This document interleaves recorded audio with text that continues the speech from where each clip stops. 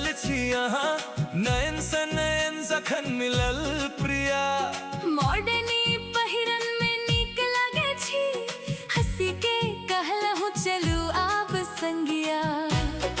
Royal Enfield के bullet अब चालू, हाईवे के हवा संग हम उड़ब। तोहर हाथ जखन हमर कमर पर अछि, प्रेम के ई नव सवारी शुरू भेल।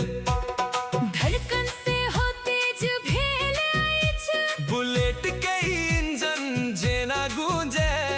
सूरज डूबे आ चंदा निकले, हम दुनू एक संगे दुनिया देखे। ओ प्रिया रे, बुलेट पर चढ़ी हाईवे पर उड़ल जाई। मॉडर्न जोड़ी हम, प्रेम के दीवानी, दुनिया छोड़ी यहाँ संग जाए। बुलेट के थर थर, दिल के धड़कन, एक संगे ही रास्ता पर।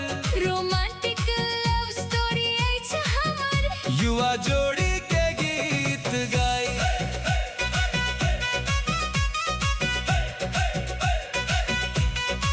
हवा में उड़ाइत अछि तोहारी केश, मुस्कान से चमकैत अछि रास्ता। हाई क्लास रोड पर स्टाइलिश जोड़ी, अहाँ के संगे तो अछि हमर संसारा। बुलेट के सीट पर बैसल छी दोनों, हाथ में हाथ, आँखी में आँखी। प्रेम के ही सुंदर यात्रा में हर पल मीठ लागे। ओ प्रिया, जखन हंसे छी, जियरा हरे छी, जखन बोले छी, प्राण भरे छी।